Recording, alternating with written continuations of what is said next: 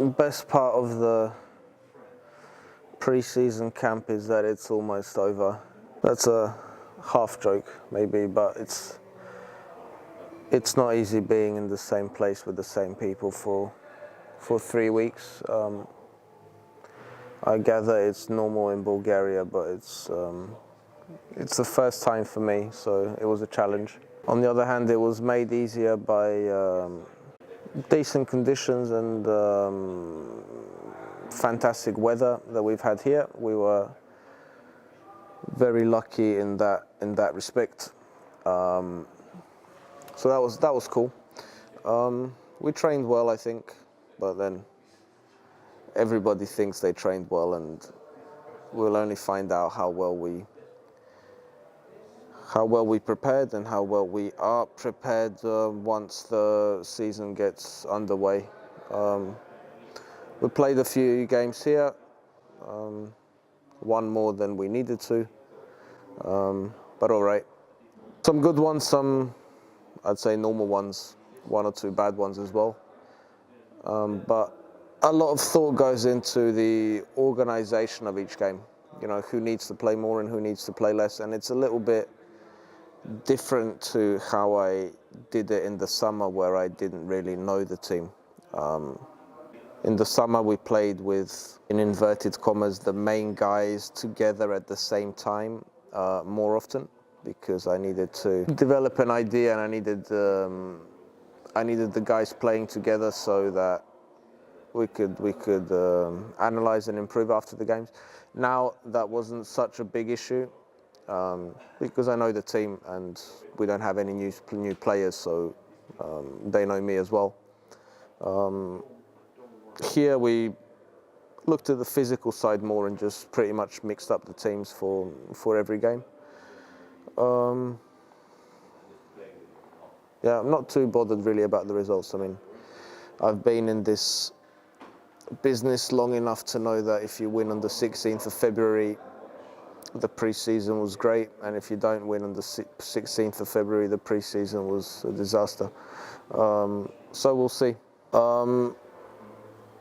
Look, we've been preparing for the first real game from the start.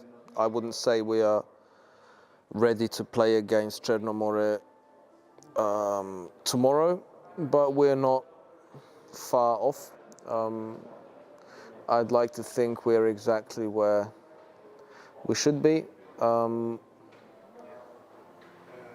Obviously, we've had a few knocks and bruises and minor problems, as is the case during every pre-season camp, but you know, no serious injuries, and we were lucky in that respect this winter as well.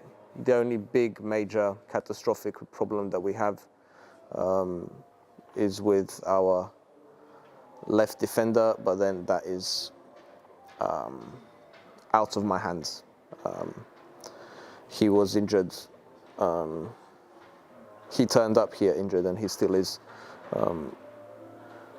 But this is a big concern and something that I think about every day, because Jefferson is a very, very important player for us. Well, I think nobody is very taken aback or surprised by the spot of leaving us this winter. He's been the most interesting young player in Bulgaria for a while, and he's played the best half season of his life.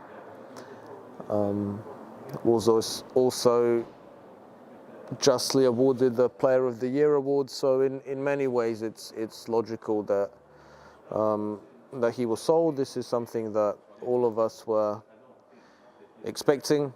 On one side, of course, it's nicer to play with Kiro than without Kiro. On the other side, I understand that this was a big, historic and very important transfer for CSKA. So I think from the club's point of view, that's pleasing. Well, we took 3 young players to the training camp. Johan Baurensky, Nikola Borisov, who was with us also in the summer, and Martin Smolenski, I think. They all got a few minutes in the friendly games, which is special for them, I think. And especially for Martin, because he is probably the most talented player we have in the youth system at CSKA at the moment. That's what I've been told anyway. And from what I've seen here, I'm inclined to believe that. So yeah, it was, I think, a special thing for a 15-year-old boy to start a game against such a big club. And, you know, I thought he did all right, and I hope to see him with us from time to time.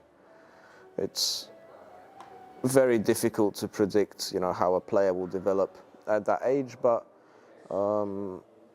we're all hoping that he has a very bright future ahead for us. The first thing that we're going to do is spend 2 days with our families. That's pretty standard. Don't forget that most of these guys are, you know, married or somebody's children, boyfriends, whatever. So we need to be at home a little bit, and then we'll continue working.